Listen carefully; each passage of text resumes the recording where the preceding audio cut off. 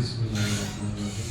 Assalamualaikum warahmatullahi wabarakatuh. Waalaikumsalam warahmatullahi wabarakatuh. Yang terhormat Ibu Kepala Sekolah Ibu Ratri Swastika MPD, yang saya hormati Bapak Ibu Guru kelas 1 sampai kelas 6, Bapak Ibu Guru Mapel dan karyawan SD Peni. Boten napa-napa Bu. Santai mawon Bapak. Nggih kula iki.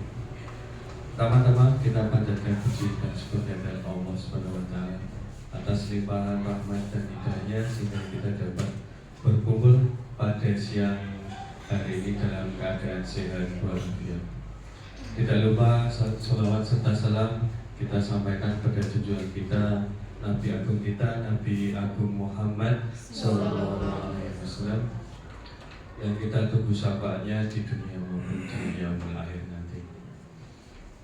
Di sini saya akan membawakan materi tentang budaya positif. Sebelumnya saya mohon maaf jika ada salah atau tutur kata saya dalam menyampaikan. Mungkin nanti Bapak Ibu Guru bisa menambahkan. Di sini saya buka dengan salam dulu. Salam dan bahagia. Karena saya didapatkan dari pembelajaran ini adalah salam dan bahagia. Jangan lupa bahagia.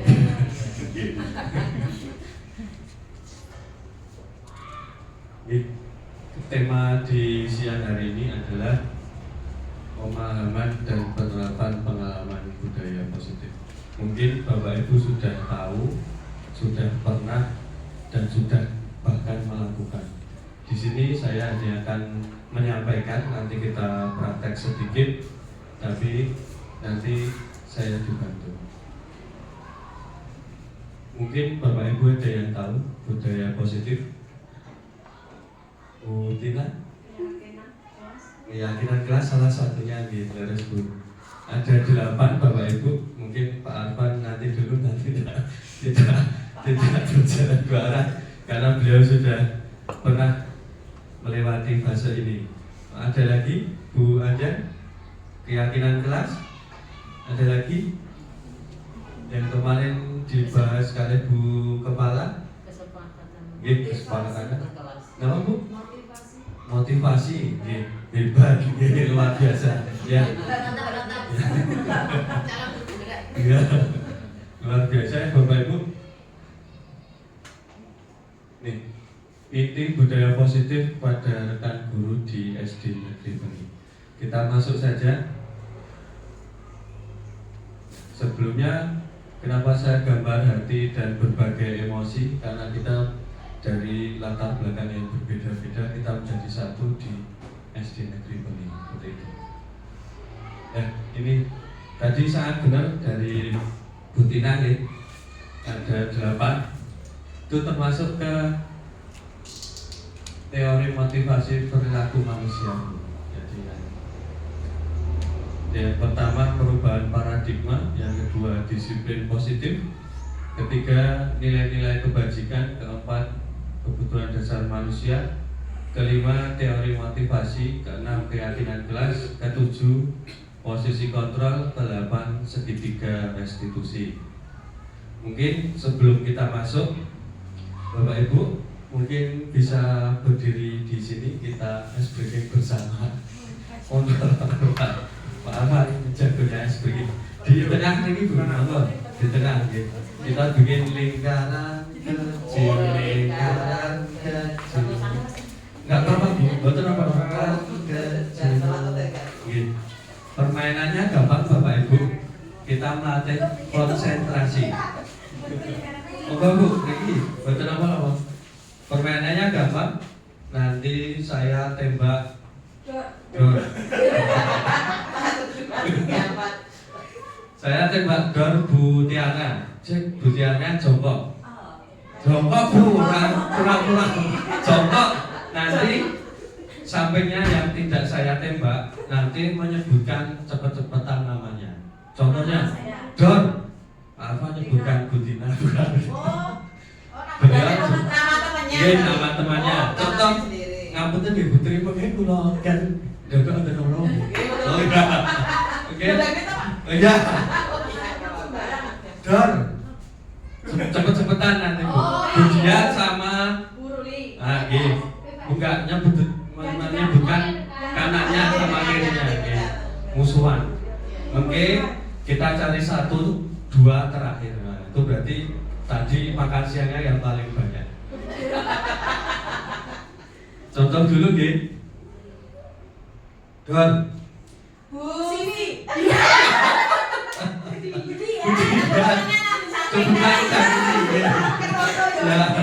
Menyebutkan itunya, lawannya, oke. Samun.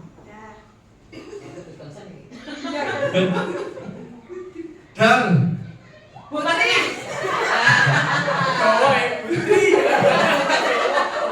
Katanya bareng ya, Pak. Bareng imbang. Imbang ya. Dan. Ya. Bukan agak belum. Silakan jujuk manis. Kembali ke tempat duduknya dulu. Putri juga. Nanti Bu. Nanti kalau di kelas atas ini seru, nek kelas bawah wis bubar. Kita coba lagi nggih. Saya kayak itu ya Bu. Nek kula medodran nggih, kula sebut nggih. Lagi. Dan.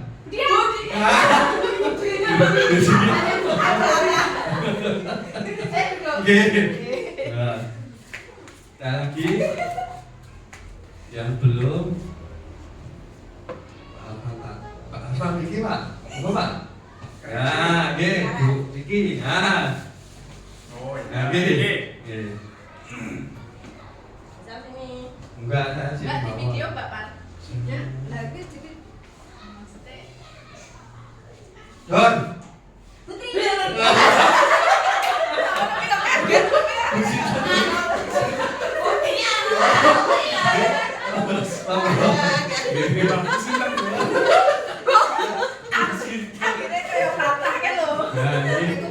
Ya, konsentrasinya bagus. Nah, coba lagi. Don.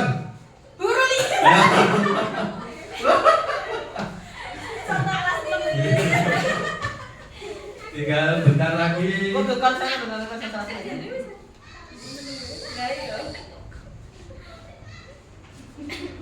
Dan. Ya, ini tiga nanti kita eliminasi satu lagi. Eliminasi.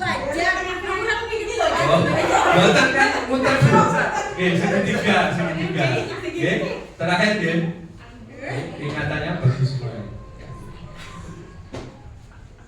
Dar. Oke, Pak teman ngobrol lega. Tepuk tangan semuanya.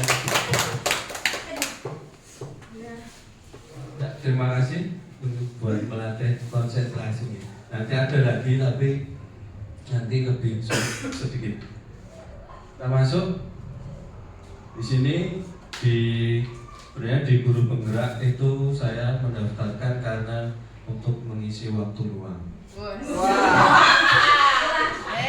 Sejarahnya berjalan, saya malah ketuntut, jadi istilahnya menginginkan waktu luang. Kebalikannya. Di sini kita paham Ki Hajar Dewantara, kita tidak usah mengambil dari luar negeri, bahwa Bapak kita sendiri, Bapak pendidikan itu pemikirannya sangat luar biasa dari dahulu. Mungkin kalau di kepercayaan saya ini salah satu wali di pendidikan. Jadi tujuan pendidikan adalah menuntun segala kodrat anak agar dapat meraih kebahagiaan setinggi-tingginya sebagai manusia dan anggota masyarakat. Di sini kita masuk ke perubahan paradigma belajar. Di sini pendekatan menyeluruh serta ramah anak untuk menumbuh kembangkan pemikiran dan perilaku positif peserta didik. Salah satu pendekatan yang bisa diterapkan adalah pendekatan disiplin positif. apa yang dalam materi ini, tapi kita tidak tahu bahwa itu masuk ke dalam sini, seperti itu. Jadi kita kalau nanti terakhir, ini masuk ke sini, saya sudah melakukan tapi belum mengerti itu namanya apa. Nah, apa itu disiplin positif? Disiplin positif merupakan cara penerapan disiplin yang bertujuan untuk menumbuhkan kesadaran, memperdayakan peserta didik tanpa imbalan penghargaan, reward, ancaman maupun hukuman. Jika disiplin positif diterapkan di sekolah dengan optimal, maka akan tercipta peserta didik yang memiliki nilai-nilai kebajikan. Di sini kita tidak ada ancaman maupun hukuman. Jadi salah satu kemarin yang dibahas beliau Pak Arfan dan beliau Bu Kepala itu tidak ada hukuman yang berat. Nanti kita masuk ke materinya. Apa itu nilai kebajikan? Di sini ada banyak ya. Adalah sifat-sifat positif manusia yang menjadi tujuan mulia yang ingin dicapai setiap individu. Di sini yang pertama ada contohnya cinta Tuhan dan segenap ciptaannya. Ada kemandirian dan tanggung jawab. Ketiga, kejujuran, amanah, hormat, dan yang terakhir ada baik dan rendah hati.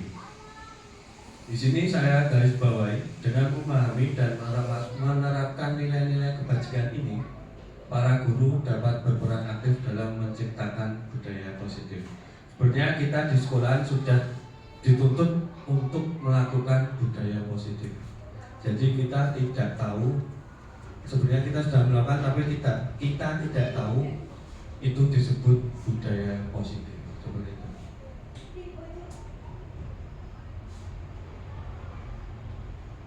Monggo ini bisa menjadi renungan kita bersama. Mengapa kita melakukan segala sesuatu? Pernahkah Bapak Ibu melakukan sesuatu untuk mendapat senyuman dari orang lain? Yang kedua ada untuk mendapatkan hadiah atau untuk mendapatkan uang atau ada motivasi yang lain.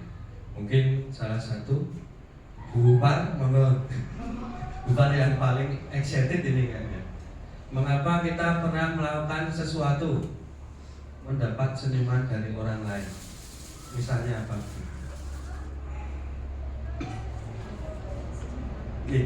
Dilakukan pandangan untuk mendapatkan ini, contohnya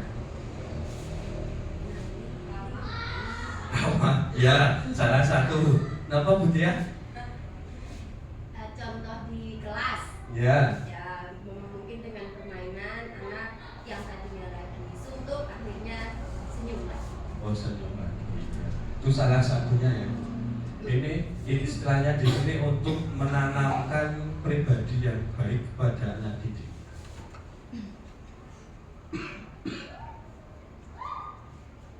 Ini mengambil dari luar, ini Dian Gosen.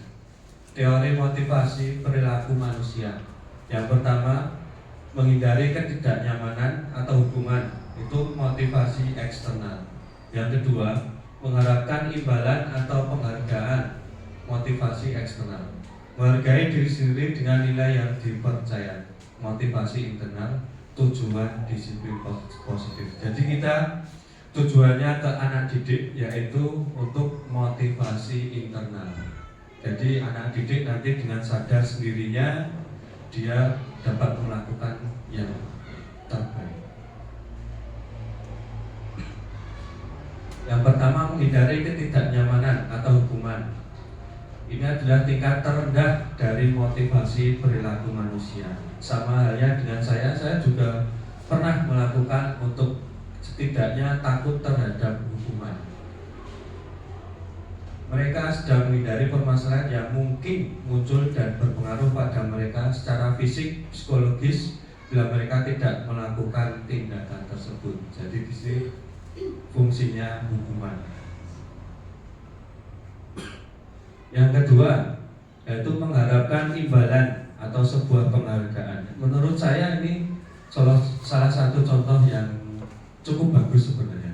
Tapi di sini kita akan bahas ini ada di satu tingkat di atas motivasi yang sebelumnya. Orang dengan motivasi ini akan bertanya, apa yang akan saya dapatkan apabila nanti dapat apa. Jadi dia motivasinya bukan dari diri sendiri, tapi dari pancingan sebuah penghargaan. Jadi nanti kalau biasanya kita diganjal dengan penghargaan, nanti anak peserta didik kita ibaratnya kulino, jaganya kalau tidak ada penghargaan nanti tidak berani maju atau tidak berani mengerjakan suatu soal atau penjelasan Bapak Ibu guru semua. Yang ketiga, menghargai diri sendiri dengan nilai yang dipercaya. Mungkin untuk SD kelas bawah mungkin agak sulit untuk menanamkan ini. Kalau mungkin di fase C ada, tapi mungkin kesadarannya tidak setinggi SMP atau SMA. Jadi ini merupakan tantangan kita sebagai guru di sekolah desa. Yang ketiga, menghargai diri sendiri dengan nilai yang dipercaya. Orang dengan motivasi ini akan bertanya, akan menjadi orang yang seperti apabila saya melakukannya. Seperti apa ini? Salah ketik, kurang. Mereka melakukan sesuatu karena nilai-nilai yang mereka yakini dan hargai. Dan mereka melakukannya karena mereka ingin menjadi orang yang melakukan nilai-nilai yang mereka yakini. Ini adalah motivasi yang akan membuat seorang memiliki disiplin positif dan tujuan penerapan disiplin positif. Di sini Bapak Ibu guru semua sudah menerapkan disiplin positif terhadap diri sendiri. Contohnya, kita berangkat sebelum jam 7, kita bertanggung jawab atas kelas kita sendiri, kita menyelesaikan tugas yang diberikan, kita ibaratnya pulang tepat waktu, bahkan ada yang lembur, itu termasuk dalam motivasi diri sendiri. Kita masuk ke topik berikutnya, 5 kebutuhan dasar manusia. Jadi di sini kita sebutkan ada 5 kebutuhan dasar manusia. Mungkin yang pertama apa Bapak Ibu? Bisa dibedek? Kesenangan. Benar sekali. Kita sebagai manusia pasti butuh kesenangan. Yang kedua, cinta dan kasih sayang. Benar sekali. Yang ketiga, ya tepat sekali Pak Afan, kebebasan. Kita sebagai manusia tentu harus memiliki rasa bebas, tidak dikekang terus menerus. Yang keempat, rakyatan yang dipimpin oleh hikmat kebijaksanaan. Bukan. Yang keempat apa niki? Yang kelima, kita next ya. Nah, memang dan dasar manusia. Sini ada 5. Nanti kita tulis apa? Kita satu-satu kita jelaskan. Di sini menurut Dr. William Glasser dalam Choice Theory ada 5 kebutuhan dasar manusia yang kita sebutkan. Bertahan hidup termasuk bersifat fisiologis, kasih sayang bersifat psikologis, penguasaan, kebebasan, kesenangan itu termasuk ke psikologis. Di sini ada 5 kebutuhan dasar. Yang pertama ada bertahan hidup, adalah kebutuhan untuk bertahan hidup seperti kesehatan, rumah, makanan, dan pendidikan. Yang kedua, kasih sayang dan rasa diterima, kebutuhan untuk disayangi dan diterima sangat mempengaruhi perkembangan emosional anak. Jadi Bapak Ibu mesti banyak istilahnya melakukan suatu tindakan di kelas, bahkan ada yang orang tuanya itu dari rumah, ada yang keluarga broken, ada yang keluarga orang tuanya bahkan ada yang pisah. Itu mungkin di sini kasih sayang dan rasa diterima. Jadi di sini membutuhkan lebih banyak. Ibaratnya tank pemenuhan kasih sayang. Yang ketiga, kebutuhan akan pengakuan. Keinginan menjadi kompeten dan menjadi terampil. Anak-anak dan remaja memiliki keinginan besar untuk diakui. Jika kebutuhan tersebut tidak terpenuhi, maka mereka rentan terjerumus pada perilaku negatif seperti tawuran atau bullying. Dan yang keempat ada kebutuhan akan kebebasan. Di sini anak-anak mungkin memiliki pilihan dan mampu mengendalikan hidup sendiri. Anak-anak dengan kebutuhan kebebasan yang tinggi sangat aktif dan senang mencoba hal-hal yang baru. Salah satu contoh, sangat aktif dan senang mencoba hal-hal yang baru. Itu merupakan salah satu faktor 5 kebutuhan dasar manusia. Dan yang terakhir, kebutuhan akan kesenangan. Kebutuhan akan kesenangan berkaitan dengan aktivitas yang menghibur dan menyenangkan. Di sekolah, pengumpulan kebutuhan akan kesenangan dapat dilakukan dengan menyediakan pembelajaran yang menyenangkan. Seperti Bapak Ibu yang sudah melakukan kemarin, membuat video pembelajaran, ada teknik stop, ada KSE, ice breaking. Itu adalah salah satu untuk pembelajaran yang menyenangkan. Di lain pihak dengan menggunakan media pembelajaran berupa proyektor atau media gambar atau flip chart atau yang lainnya. Salah satunya ini. Nanti di pembelajaran yang menyenangkan ini nanti berkolaborasi atau ada di pembelajaran diferensiasi. Ya, ini kita masuk ke topik berikutnya. Kita percepat sedikit. Keyakinan kelas dan peraturan kelas adalah hal yang sama. Saya tanya ke Bapak Ibu, betul atau salah? Keyakinan kelas dan peraturan kelas adalah hal yang sama. Betul ya? Betul. Ternyata salah Bapak. Keyakinan kelas dan peraturan kelas adalah hal yang sama. Itu salah. Yang kemarin dijelaskan oleh beliau Pak Arfan, keyakinan kelas dan peraturan kelas itu berbeda. Peraturan itu sedikit ibaratnya membatasi. Selanjutnya, keyakinan kelas berlandaskan nilai-nilai kebajikan atau prinsip universal. Betul atau salah Bapak Ibu? Ya. Salah. Betul. Ya. Ya. Betul, jawabannya betul. Keyakinan kelas itu salah satu disiplin positif yang dapat dimaknai sebagai sikap patuh terhadap aturan atau kesepakatan kelas yang dilandasi dari kesadaran diri sendiri, bukan karena hukuman atau hadiah. Keyakinan kelas diterapkan sebagai salah satu cara dalam membangun budaya positif. Keyakinan kelas harus berpihak pada murid dan dirumuskan bersama murid untuk membangun kemandirian mereka. Saya yakin Bapak Ibu kemarin sudah melakukan berbagai macam keyakinan di kelasnya masing-masing dan sudah mendapat suatu keyakinan kelas. Di sini guru hanya sebagai fasilitator, bersifat universal, berbagai aspek kesepakatan atau aturan yang sudah berlaku di dalam kelas tersebut. Ini contohnya Bapak Ibu.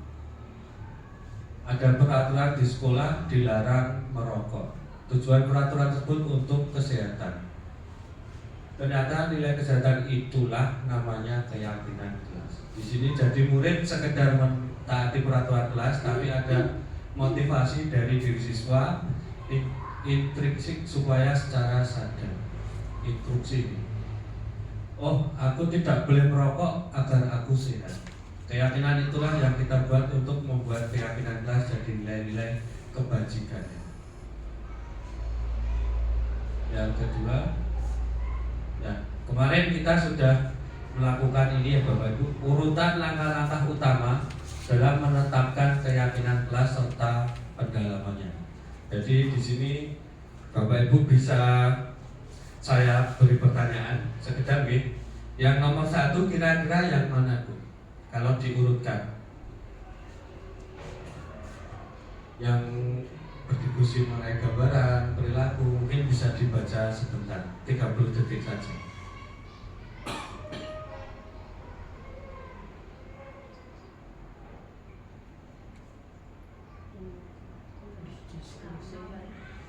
Ya, nomor 1 Kira-kira yang mana?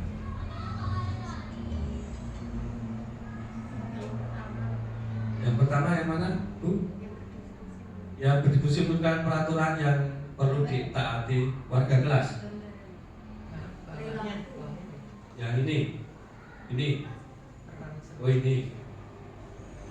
Sudah bisa ditangkap? Ya. Inilah urutan pembuatan keyakinan kelas serta pendalamannya. Pendalamannya itu yang kemarin kita bahas bersama Pak Arfan bersama-sama. Nanti saya share nggak Pak? Di sini berdiskusikan peraturan kelas. Yang kedua ada mengubah peraturan total menjadi kalimat yang lebih positif. Kemarin kita ada penugasan di sini. Yang ketiga mencarikan peraturan-peraturan menjadi nilai-nilai kebajikan atau keyakinan kelas. Keempat berdiskusi mengenai gambaran perilaku yang mencerminkan keyakinan kelas. Dan yang kelima berdiskusi mengenai peran seluruh warga kelas. Dan yang terakhir meninjau ulang keyakinan kelas dari waktu ke waktu. Jadi di sini dapat berubah sewaktu-waktu. Jadi tidak perlu tidak bisa diubah, tapi bisa ditinjau. Jika dirasa direvisi, bisa dilakukan bersama-sama.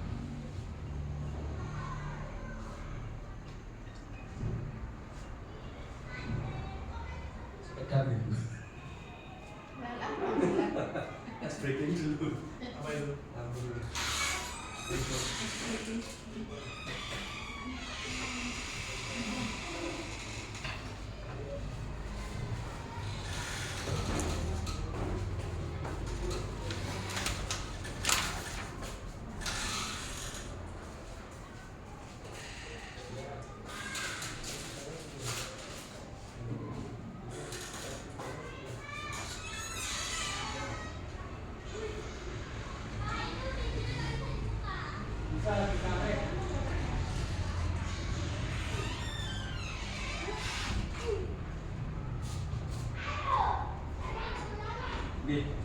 Mohon maaf.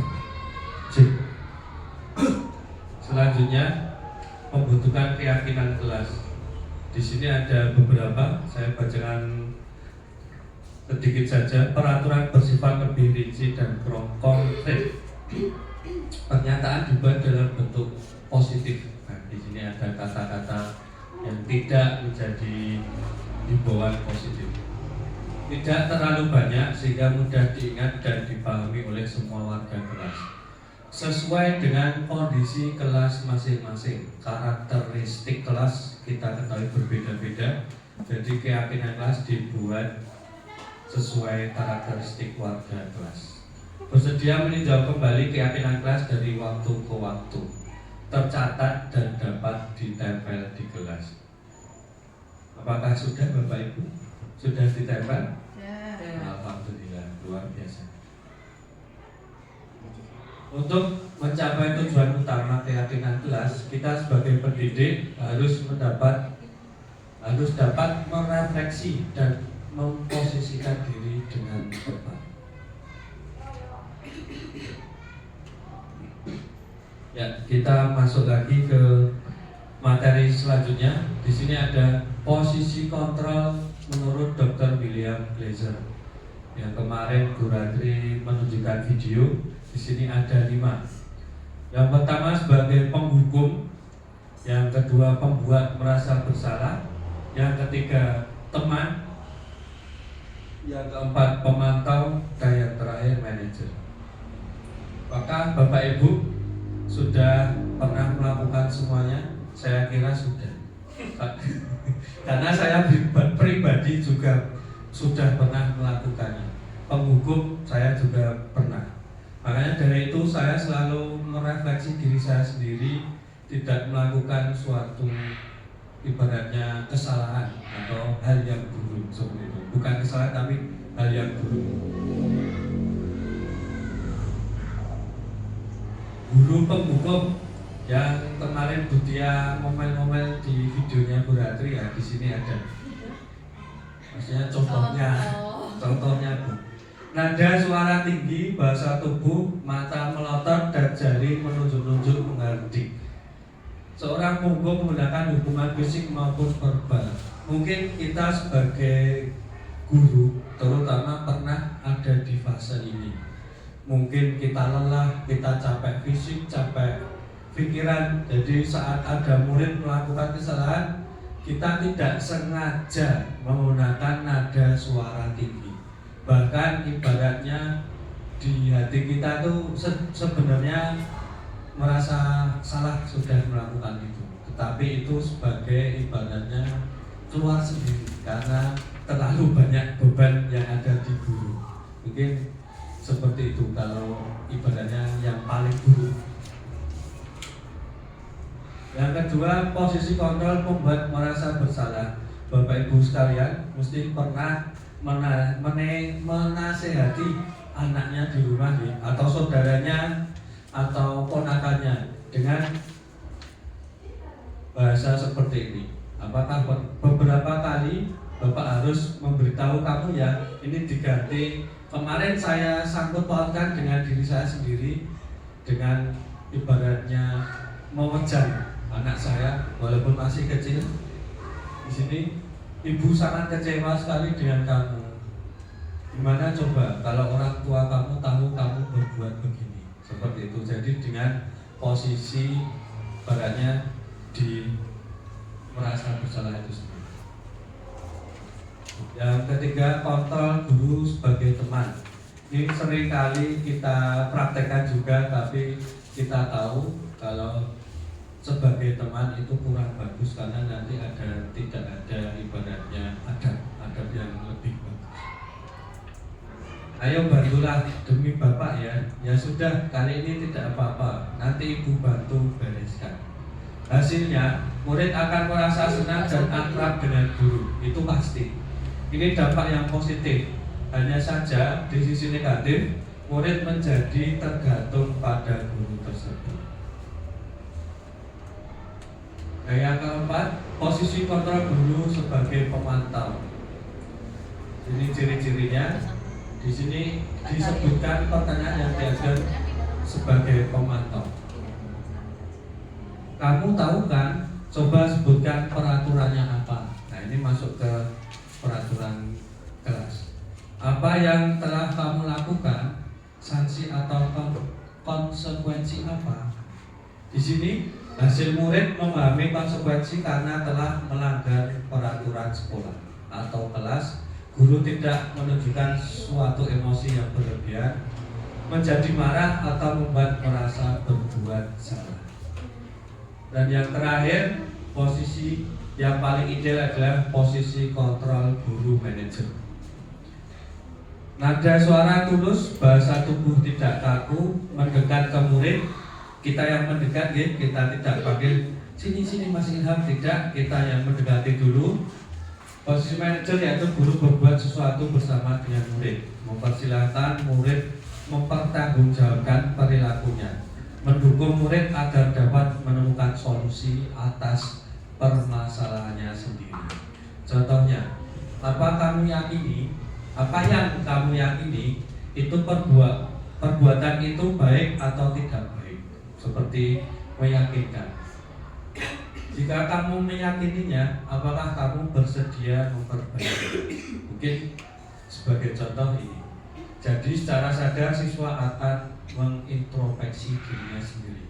Fungsinya adalah ini, mengintrospeksi diri sendiri.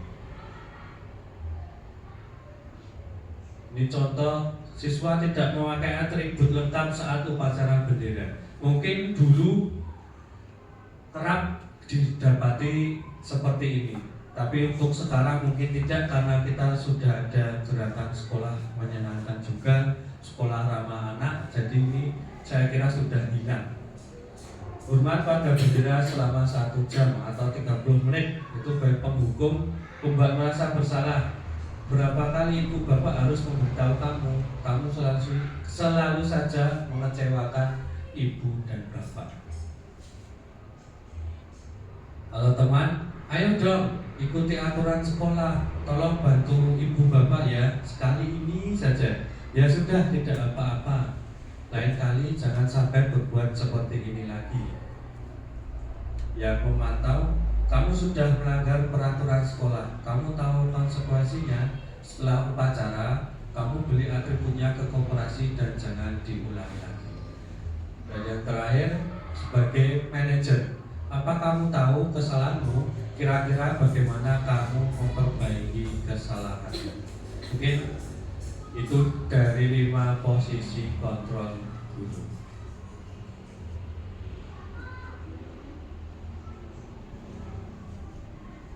Mungkin ini sebagai contoh saja, nanti kalau mengerjakan mungkin waktunya agak lama.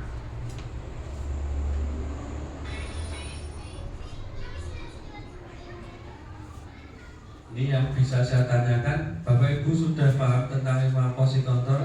Jadi sebagai pendidik, manakah yang paling ideal? Manager. Yang manajer nih Pak, ya Pak Ibu, yang nomor 5.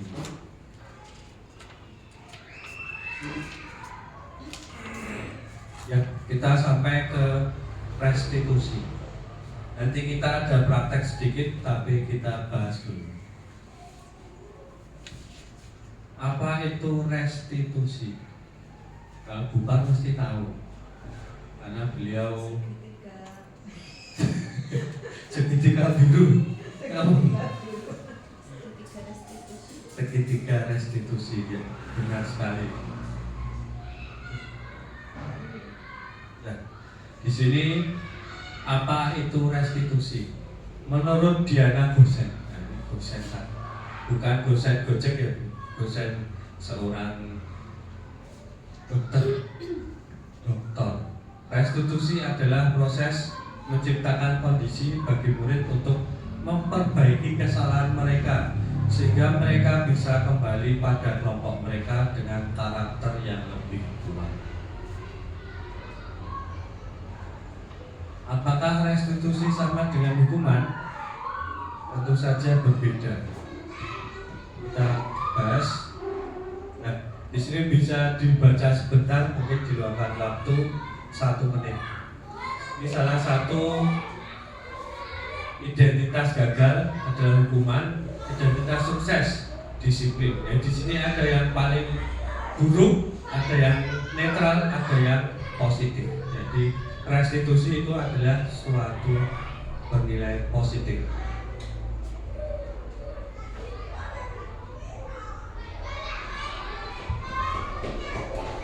Lanjut. Hukuman seperti tadi kita sudah ada konsekuensinya. Sudah tadi dibaca. Restitusi. Ketika murid berbuat salah, guru akan menanggapi dengan mengajak murid berrefleksi. Refleksi itu apa?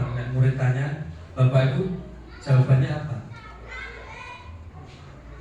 Hanya di buku. Merefleksi adalah ibaratnya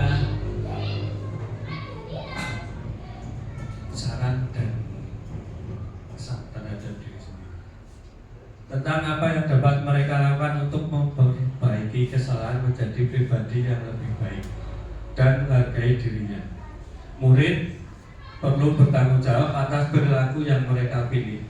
Namun mereka juga dapat belajar dari pengalaman untuk membuat pilihan yang lebih baik di waktu yang akan datang. Kesadaran diri di Bapak Ibu di sini. Nah, di segitiga restitusi nanti saya ada lembar kerjanya. Kita nanti memposisikan diri sebagai guru dan sebagai siswa. Di sini yang pertama menstabilkan identitas. Yang kedua, validasi tindakan yang salah. Dan yang ketiga, menanyakan keyakinan. Di sini keyakinan kelas bisa, keyakinan sekolah juga bisa. Nah, ini tadi yang Ibu sebutkan segitiga restitusi. Sisi satu, menstabilkan identitas. Kita harus meyakinkan anak dengan cara mengatakan kalimat-kalimat ini. Berbuat salah itu tidak apa-apa. Tidak ada manusia yang sempurna. Saya juga pernah melakukan kesalahan seperti itu. Kita bisa menyelesaikan ini. Bapak Ibu tidak mencari siapa yang salah, tapi ingin mencari solusi. Jadi solusi di sini biar anak yang ibaratnya menyampaikan sendiri. Jadi kita pancing untuk anak bisa menyebutkan solusi. Kamu berhak merasa begitu. Dan apa kamu sedang menjadi teman yang baik buat dirimu sendiri? Mungkin ini yang tahap pertama, menstabilkan identitas. Dan kita ke tahap kedua, validasi tindakan yang salah. Dengan nada tanpa menghakimi, akan memvalidasi kebutuhan mereka. Contohnya, padahal kamu bisa melakukan yang lebih buruk dari ini ya. Kamu pasti punya alasan mengapa melakukan hal itu.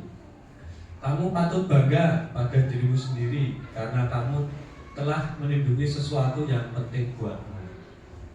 Kamu boleh mempertahankan sikap itu, tapi kamu harus menambahkan sikap yang baru. Di sini kita tidak tahu apa permasalahannya, tapi kita dicoba untuk memahami suatu kalimat. Dan yang ketiga, menanyakan keyakinan. Ketika identitas sukses telah tercapai langkah 1 dan 2, maka anak akan siap untuk dihubungkan dengan nilai-nilai yang dia percaya dan berpindah menjadi orang yang dia inginkan. Di sini pertanyaannya ada, apa yang kita percaya sebagai kelas atau keluarga? Apa nilai-nilai umum yang kita telah sepakati? Apa bayangan kita tentang kelas yang ideal?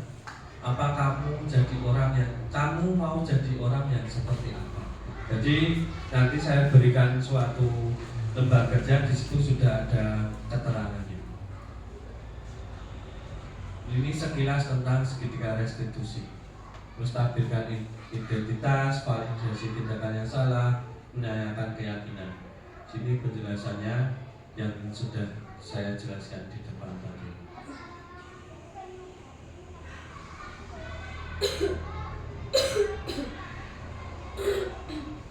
Oke.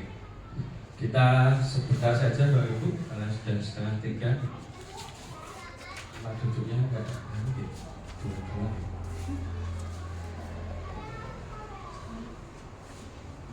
Satu. Monggo maju lagi Bu. Seperti tadi kita biar ibaratnya fokus lagi. Kita buat lingkaran lagi Pak. Karena kita sudah merasa bosan. Kita buat lingkaran, kita bermain 2 menit. 2 menit. Monggo Bu Tia.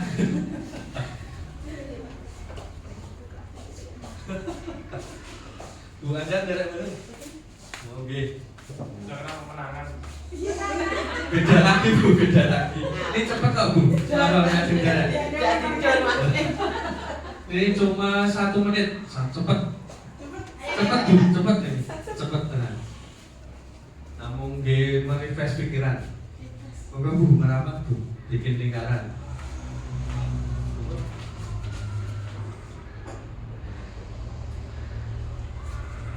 Ini permainannya sangat gampang.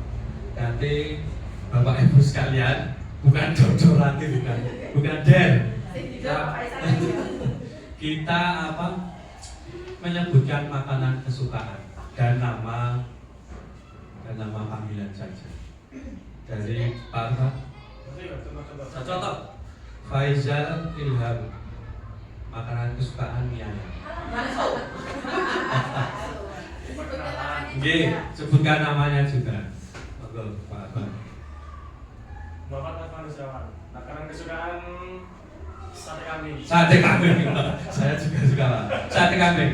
Yang di sini menyebutkan makanan kesukaan sebelumnya, guru sebelumnya, dan masakan kesukaannya sendiri. Contoh Pak Arfan tadi, Muhammad Arfan Husnawan, sate kambing. Faizal Ilham Nugroho, mie ayam. Terus. Makanya badan saya kasih sini, dia menyebutkan semua. Monggo Bu Tia. Dari nama panggilan dari Pak Arfan dulu. Tadi. Iya. Arfan, Pak ya. Iya. Pak Arfan. Nggih. Sate kambing. Iya. Diana Sati.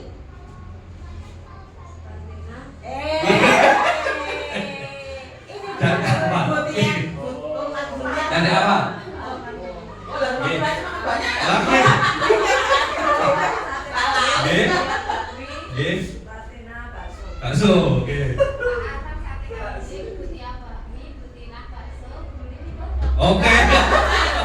Monggo. Putri. Nggih. Bakmi.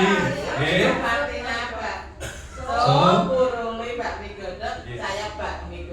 Wah, agak mudah ini. Tinggal diganti. Kabeh. Saya Pak Arfan sate kambing. Nggih.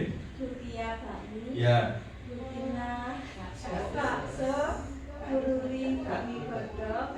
Putri bakmi goreng. Nggih. Siwi bakso. Bakso. Ada dua. Monggo Budia. Pak Arfan sate, Nggih. Butia bakmi, Nggih. Bu Martina bakso, Bakso. Bu Ruli bakmi godong, Putri bakmi goreng, Bu Siwi bakso, Bu Diandri rica-rica. Wah. Monggo belajar. Monggo. Pak Arfan sate kambing. Nggih. Butia apa namanya? Pak. Bakmi. Nggih. Bu Martina bakso. Nggih. Mbak Ruli Tambahi. mie Nggih. godok. Putri bakmi goreng. Leres. Bu Siwi bakso. Nggih. Mbak Dian rica-rica. Nggih. Anjar gado-gado. Besok kalau jajan-jajan Bu Anjar kan pesen. Yang paling gampang terakhir. Terima kasih Mbak Ibu. Monggo lega. Apa siapa? Saya. Ini ada Ya bapak. Yang lain siapa? ini ada penilaian di sini saya bagikan di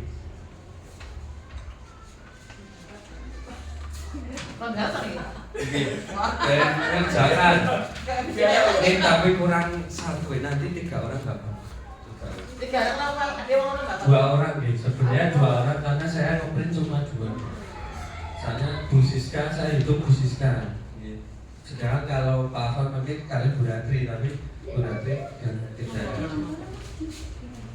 Ini ada panduan ini nanti untuk menilai rekan kita.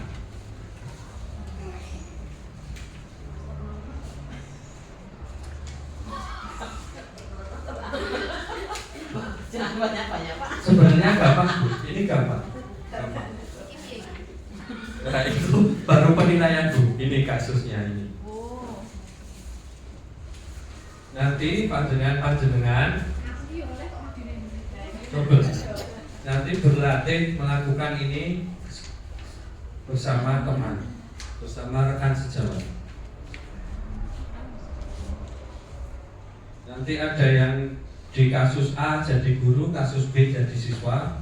Ada yang di kasus B yang jadinya tadi guru jadi murid seperti itu. Ini segitiga restitusi itu. Sama. Ini Butia sama Pak Nun nggak ada. Lah Bu Siska nggak ada. Pon, Saya Bu Ruli ya. iya. Butia nanti belajar sendiri. Nunggu Bu Siska. Di sini ada lembar pengaduan observasi dan refleksi segitiga restitusi. Nanti Bapak Ibu kalau setelah ini menilai pasangannya. Misalnya yang A kita bagi, yang A kita sepakati salah satu orang jadi guru, salah satu orang jadi murid. Nanti yang guru melakukan segitiga restitusi yang seperti tadi. Segitiga restitusi di sini sudah ada jawabannya. Jadi kita ibaratnya ngandani anaknya Dewi seperti itu.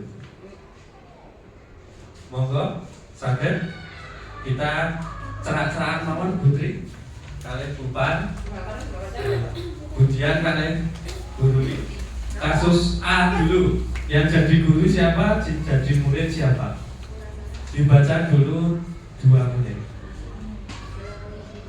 mungkin masih Bu Siska nggak hadir.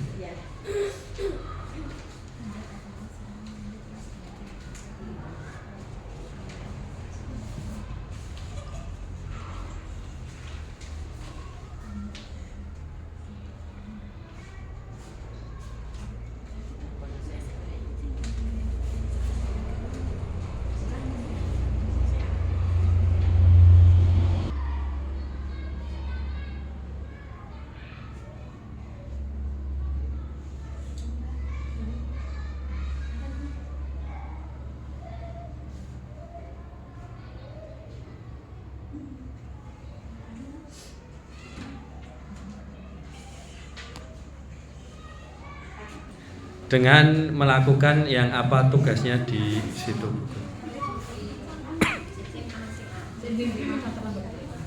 Sing ahli mendapat nilai jelek sih Om. Nggih, yang A. Iki anak kamu kena berapa? Ini becek. Akhirannya. Nggih. Monggo Bu Par jadi siswanya. Nggih. Bu Tri jadi gurunya. Bu Tri ibaratnya memanggil si Ali dulu nggih. Ali mari ke sini ya. Duduk bersama Ibu seperti itu. Monggo. Saya mau itu. Itu Ali. Coba sini saya bersama ibu. Bareng mawon Bu sedanten bareng. Nggih, bareng. Maksudnya Bu Dian nggih bareng melakukan nggih. Bu Anjar kali Bu Siwi juga melakukan. Bu Tia juga sama tembok saja. Buatnya apa lah ya? Pasangannya. Nunggu musik aja. Enggak dapat kertas ya.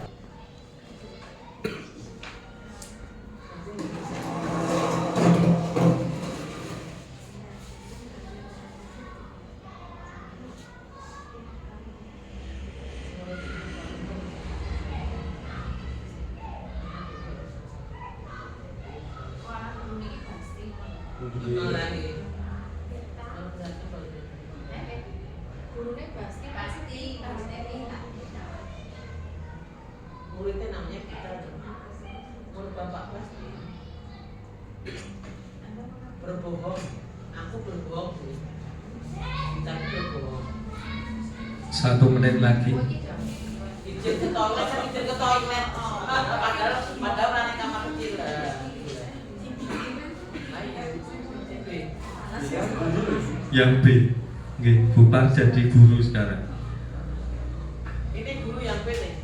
Boten di balik mawon, di balik. Nggih, Bu Tri murid, Bu anu. Jadi kan memahami karakter jadi muridnya dulu. Nggih, iki diwasri.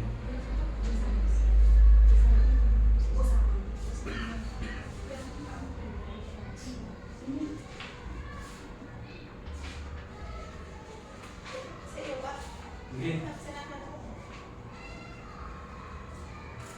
Berapa namanya?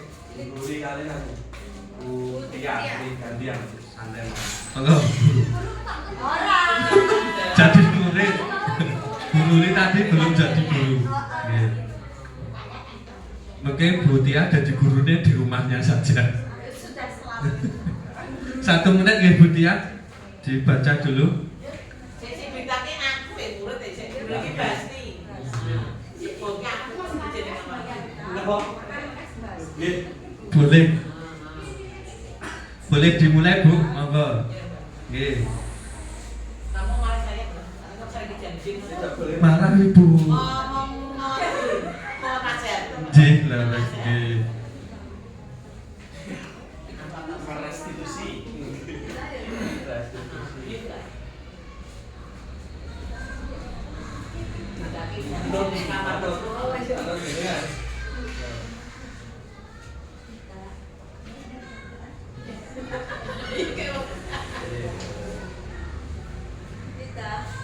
Ya itu. Iya, Siap. panggil aku. Bisa saya perhatikan dari tadi kenapa kamu bolak-balik di kamar mandi? Karena terasa mau pipis dulu. Ini kan pas jam pelajaran. Harusnya kalau jam pelajaran itu kan harusnya sudah di dalam. Itu boleh waktu istirahat. Kalau tidak, ya Bu, boleh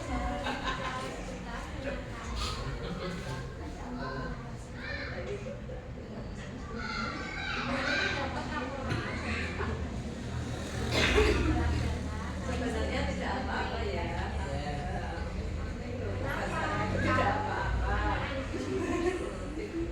Pak, ada yang sempurna. Kan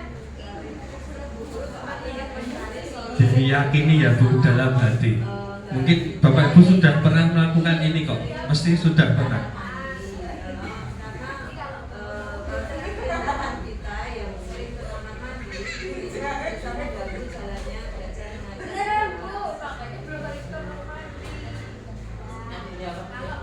Guys ya, besok saya kalau mau pipis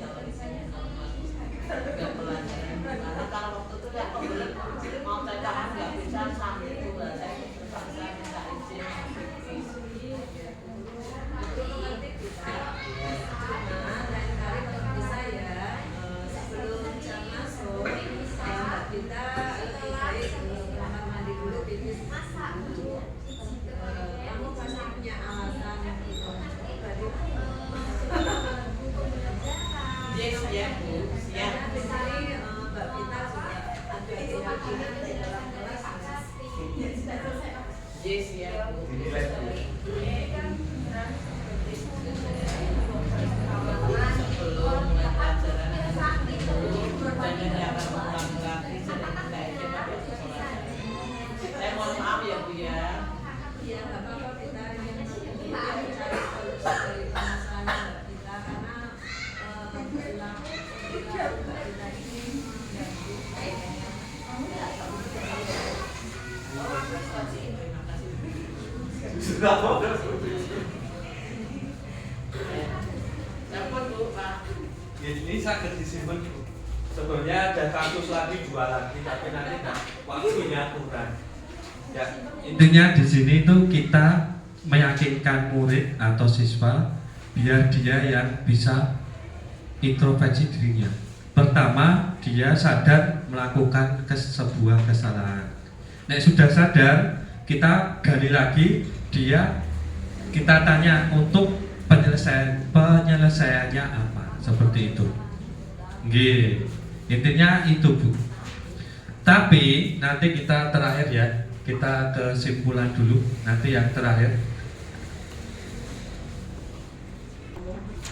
Ya, siapkan siap dari rencana yang baik.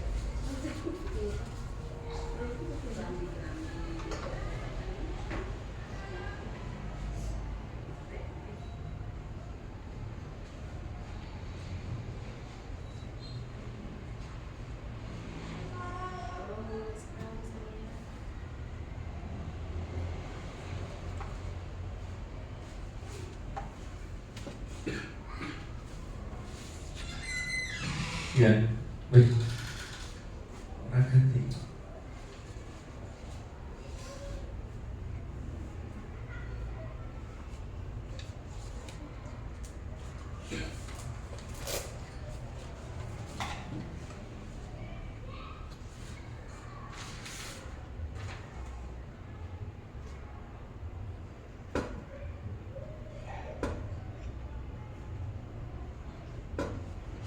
Ya, seperti ini aja.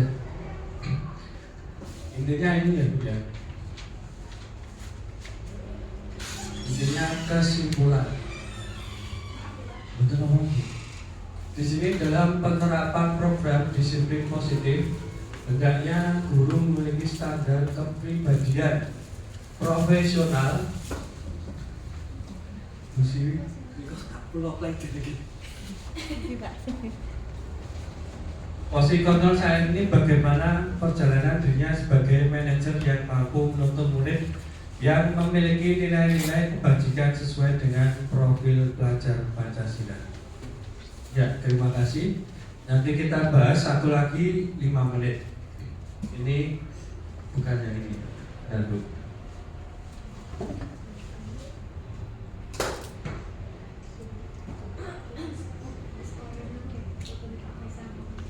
Kok yang anu gerak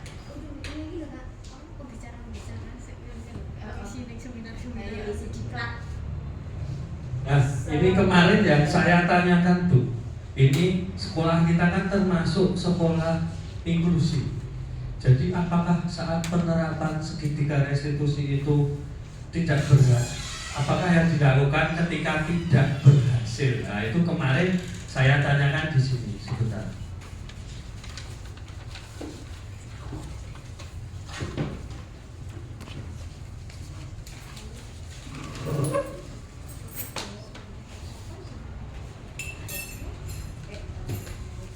Ini sebagai ibaratnya pembuka pikiran kita terakhir.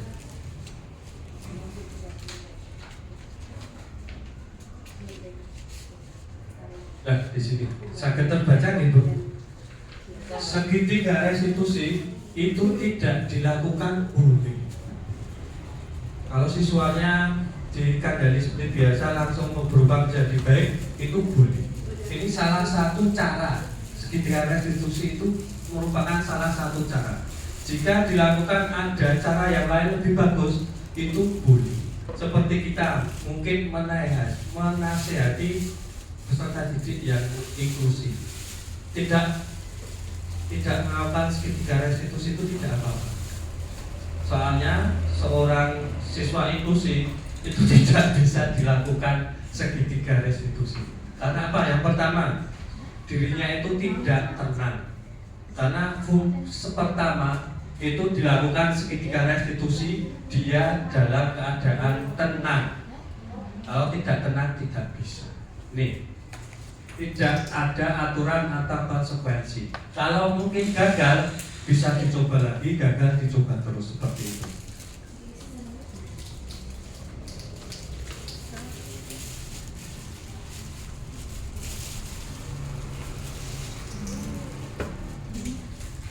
Nih, semua masalah yang berkaitan dengan budaya positif dijelaskan dengan restitusi. Ini miskonsepsi, jadi tidak benar nih Bapak Ibu. Nih, sudah menegakkan keyakinan konsekuensi. Penting untuk diingat bahwa segitiga restitusi tidak selalu tepat untuk semua kasus. Jadi untuk digarisbawahi. Berikut penjelasannya. Segitiga restitusi mungkin tidak dapat menyelesaikan masalah secara tuntas, khususnya untuk pelanggaran berat seperti kekerasan fisik, vandalisme, atau pelanggaran yang mengakibatkan kerusakan yang tidak dapat diperbaiki, seperti cedera fisik, kerusakan properti yang parah. Diperlukan intervensi yang lebih tegas dan terstruktur untuk memastikan keamanan. Seperti itu ya Bu ya. Mungkin itu saja. Kalau ini sebagai pengantar kita di sekolah, kita tidak perlu melakukan segitiga restitusi jika dirasa tidak memungkinkan untuk peserta didik kita. Seperti itu. Mungkin dari saya ada salahnya, mohon maaf. Dan satu ya, kemarin saya buka status dari Bu Anjar ya Bu ya, yang status tenang ngomong. Nah itu sangat luar biasa mengingatkan saya, nanti nek salah saya dikoreksi ya Bu Siska. Saya lagi butuh ketenangan. Ya. Nabi Rasulullah Shallallahu Alaihi Wasallam, Nabi Muhammad itu salah satunya suka dengan suara air dan pemandangan jauh. Seperti itu. Jadi kenapa kita kalau mendengar suara air dan pemandangan yang bagus, itu pikiran dan hati menjadi nyaman. Itu salah satu fungsi dari teknik stop.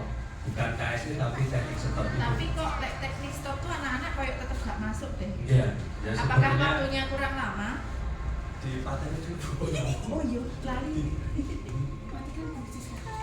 Matiin. Iya. Udah selesai?